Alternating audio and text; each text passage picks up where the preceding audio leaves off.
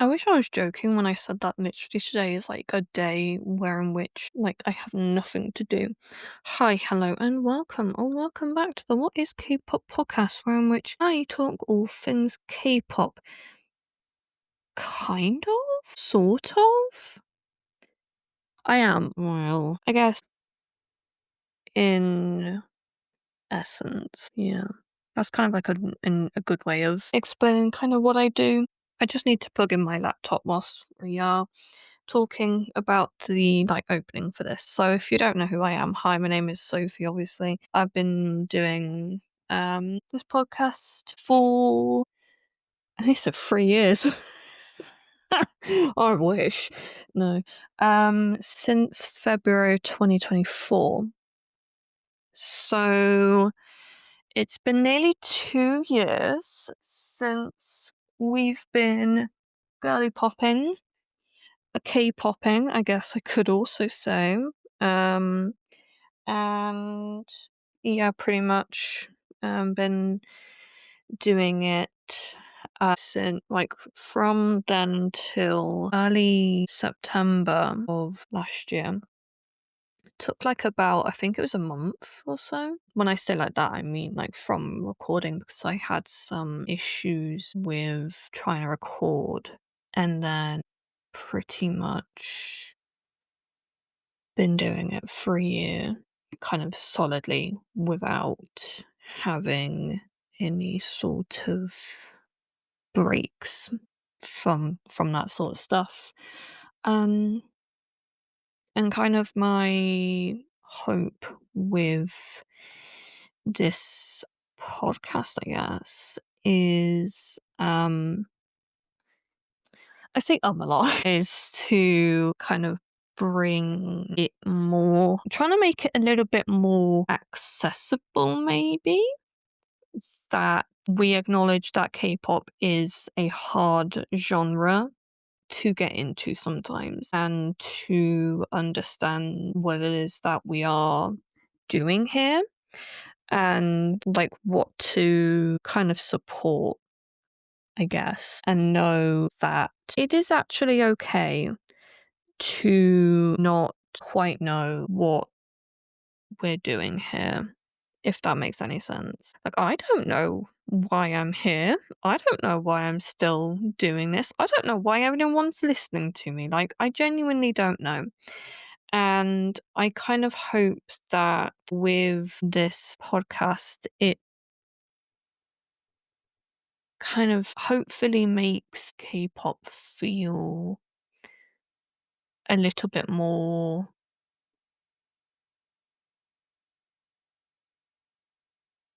not overbearing, if that makes any sense. I feel like some guides, they kind of have the presumption that you know what it is that you're kind of getting into. It has that assumption that you know exactly what it is that you're into, and I kind of try to explain it as though I'm talking to my parents or I'm talking to my sister about it.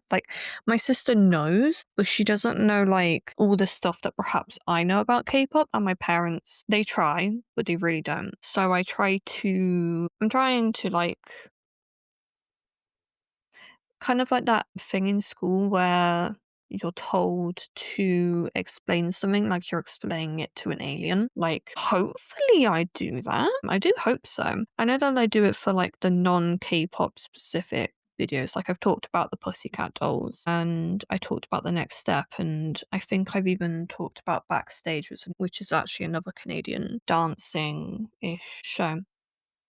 So yeah, that is kind of what we are attempting to achieve. If it actually happens, then, I think we're doing the right kind of thing. That is the correct objective. Yeah. A2K, often abbreviated as America to Korea. I have no idea, but why on earth all of the assets on the, for the recording thing have their, I guess, like the names that you would have for the when you're making a website, you have the asset names. Like I can see all of those as well as the names that I usually see on the thing. So I'm like, okay. Like for the stop thing, it's common buttons dot stop. So I don't entirely know if everything is going okay with that, but we're going to assume so. So A2K on common, also abbreviated to America to Korea, is an American reality competition show that aired between the 14th of July and the 22nd of September 2023 on YouTube. It was a joint project between JYP Entertainment and Republic Records, with the goal of the series to be the first American girl group using the rigorous K-pop training system. And it revolves around JYP, literally the guy, JYP, as he picks the members for an American girl group from the United States and Canada through an evaluation process. And the winning contestants from A2K then went on to form Vicha, now known as Girl Set. And on the 29th of June 2023, A2K was announced to be broadcast digitally through the JYP YouTube channel from the 13th of July, with new episodes being released Mondays and Thursdays at 6 p.m. Pacific time or 9 p.m. Eastern time, and the series finale was officially aired on the 22nd of September 2023 at 6 p.m. Pacific time. I was aware of this show, obviously, because I was into K-pop at this point, but I was like, what the fuck? Like, I had heard rumblings from Hybe about what would then become the Dream Academy, and I was like, right, okay. And then I hear about JYP's one, and I was like, right, why? Why are we competing against them? That's actually why a lot of the time Vicha Girl Set is often compared a lot to Cat's Eye, because obviously it's 6 members being created in America under making K-pop songs that cater to more of a worldwide audience. Or I should say a group formed through the K-pop system, technically. So I knew that this was happening, but I was like, why? Why is JYP doing this? And I get it from a business standpoint, because a lot of the time what you see is so I kind of have to use horror films for this. But back in 1996, obviously Scream was released towards the end of the year. And because of how much it commented on the horror genre and how much of it was kind of a bit of a not a satire, but it was kind of saying things about horror films whilst also kind of playing into them, but also subverting expectations. Sydney, who's the main character, played by Nev Campbell, she says on the phone to the killer, horror films are so annoying. They always have this blonde, big-breasted girl who runs up the stairs when she should be running out the front door. I mean, it's insulting. That's the actual thing that she says. But then when she's attacked, she obviously can't get out the front door because she put the latch on it, so she has to run up the stairs. And there was these moments where you were being directed into thinking that, spoiler alert by the way for Scream if you didn't know, but Sydney's boyfriend Billy is the killer, as well as his best friend Stu, who is the boyfriend to Sydney's best friend. So it's kind of hinted at and stuff, and then it actually does it. Whereas quite a lot of horror films, they try and set up someone to be the killer, but then actually it ends up being someone completely different. And there's always the rules of a horror film that you learn about through this other character, Randy, or now it's his nephew, not a nephew, sorry, his niece, whose name is it Mindy? Mindy Meeks Martin. So I know the brother's called Chad. Fucking love that. Yeah, I think it's that. Where did we start talking about horror films again? Anyway, yeah, so Scream is known as why did I start talking? This is my problem recently. I've just been like so brain overwhelmed that like my brain is just a bit long. Yeah. So oversaturation in the market. So when Scream came out, it then was like obviously it had a sequel in 1997 and again in 2000, 2011, 2022. 2023, and we're going to get another one in the new year. So having a horror film that subverts expectations became so commonplace that lots of studios started to do it, and like obviously the market became oversaturated. So then when these like newer films in like the franchises, Scream franchise, it kind of had to perform a lot to the expectations. So what I think with JYP, perhaps, I'm not saying it's like the exact thing, is that they found out that Hype was creating a global girl group using the K-pop system, and perhaps they just decided to do it too. Like I don't wanna call a fish, but it is definitely smelling like tuna, you know? So I do think that perhaps, maybe, it did happen, and that's why we got Feature. And I'm also going to talk a little bit about like the stuff with KG and Kaylee and the group and like the girls and stuff like that. Only a little bit because, quite honestly, I actually don't know that much about the situation, and quite frankly, I don't want to learn. Because honestly, it's rough and I don't want to learn. I'm fine with having my head in the sand. We should start like, what's the word? I'm having the memory problems lately. I've just been tired.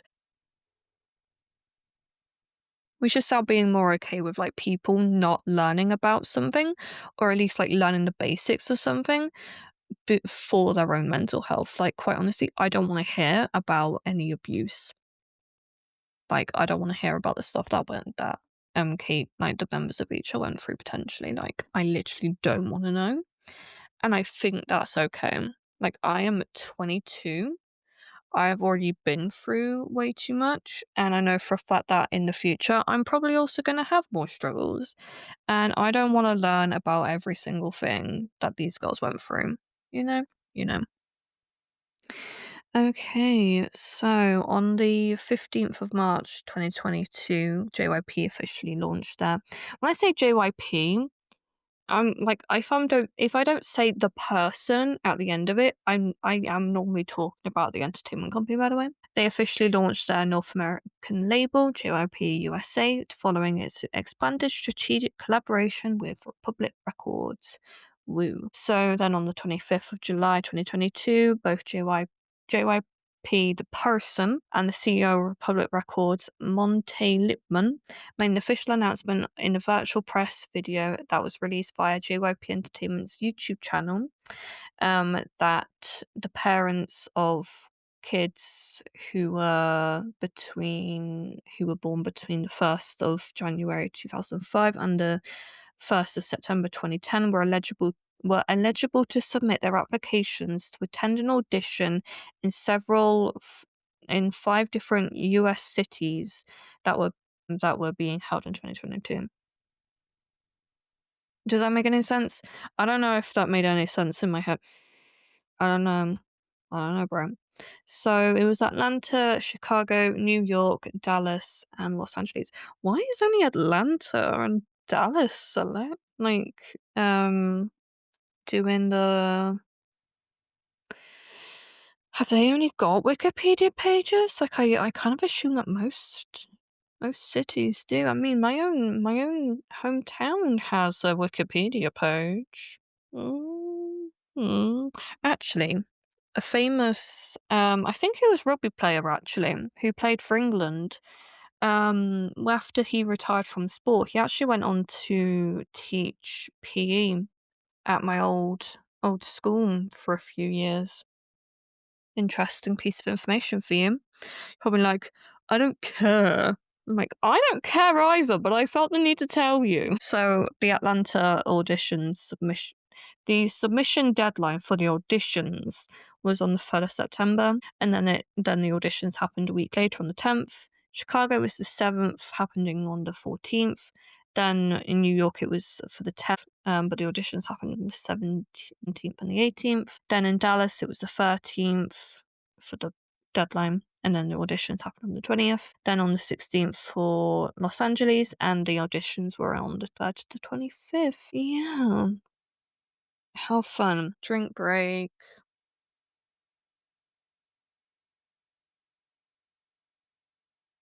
So obviously the show would have been shot kind of soon after that time, I assume. Because it doesn't really make any sense. We see.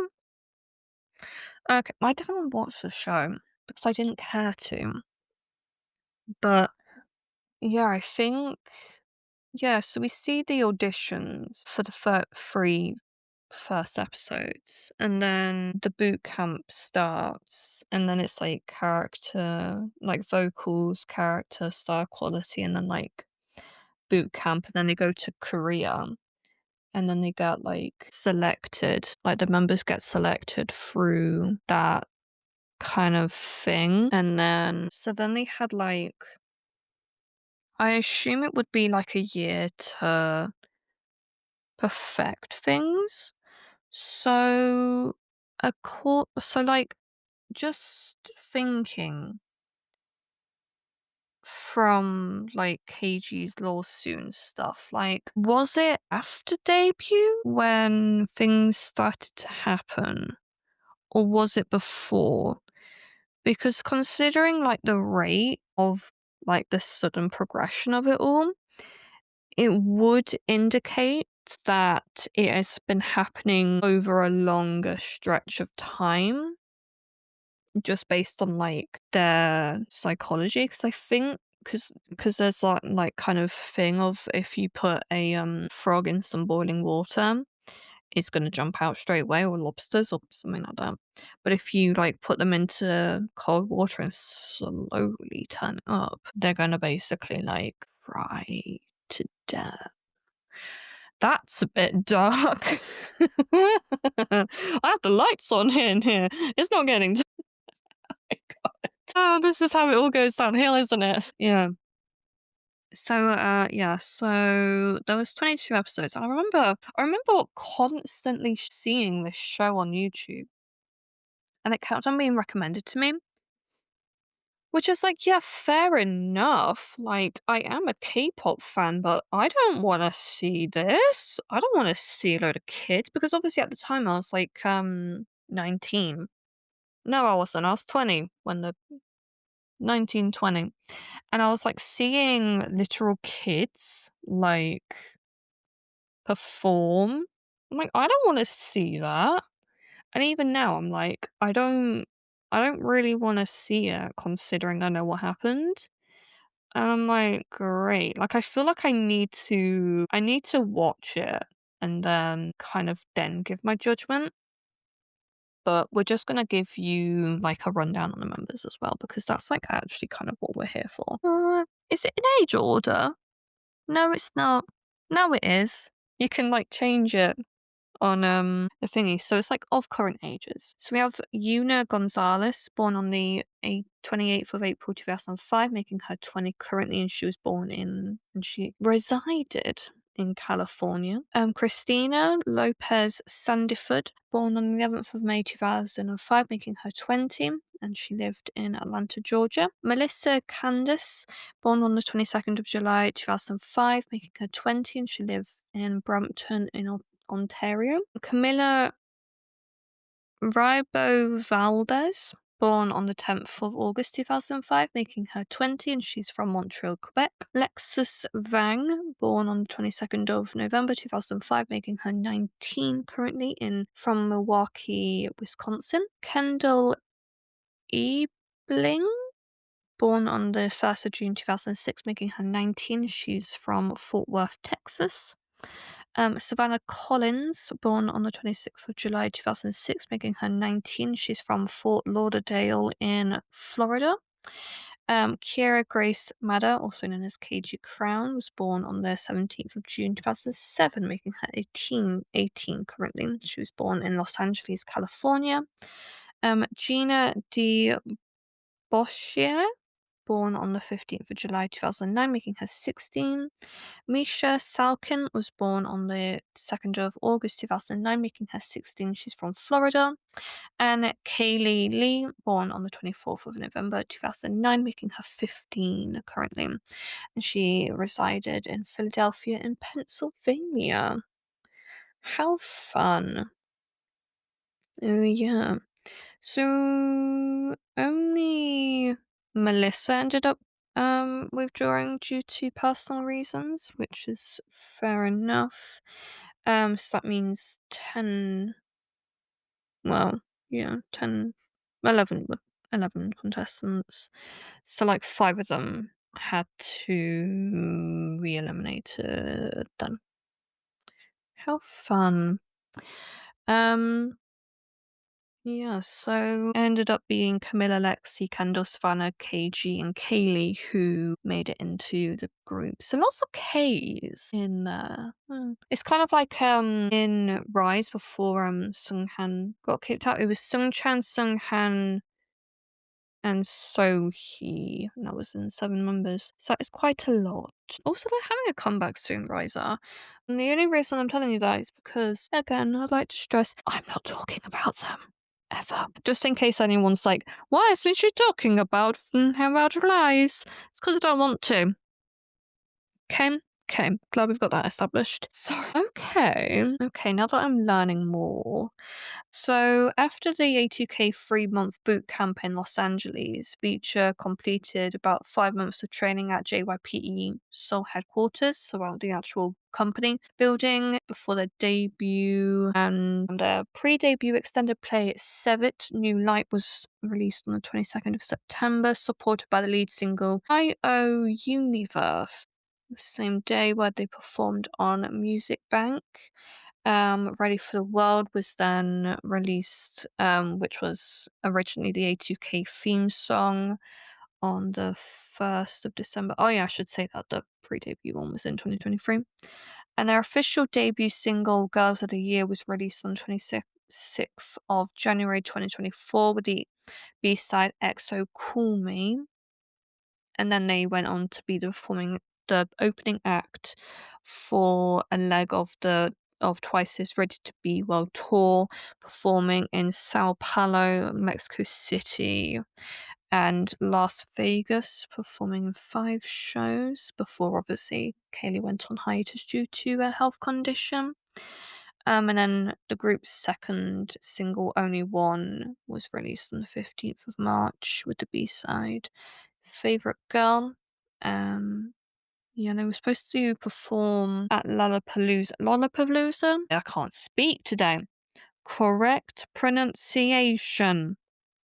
They were supposed to perform at Lollapalooza on the 2nd of August 2024. However, it was announced that in July they would no longer be performing due to unforeseen circumstances. And then on the 7th of December 2024, KG announced that she had decided to terminate her contract with JYP Entertainment and leave Feature, citing incidents of abuse and mistreatment by certain staff members. And she filed a lawsuit against JYP USA at the Los Angeles Superior Court on the 6th of December. According to KBS News and Hankyun, she said in her statement that although she endured high-intensity work and extreme restrictions on her personal life, she received little salary and ended up in debt. She later stated that she did not want to blame anyone but the industry, and also attributed her decision to leave due to controversial issues in the industry, including a member's suicide attempt and the development of eating disorders. She closed the statement by saying that she hopes her decision to leave will help other trainees who are also struggling, and that she would continue to work towards becoming a singer. JYP USA later disputed her claims and cited them as exaggerated, while also confirming the group's activities had been temporarily suspended as a result of the label's dispute with KG. And then obviously, Kaylee ended up leaving Beecher on the 12th of July 2025 through mutual contract termination.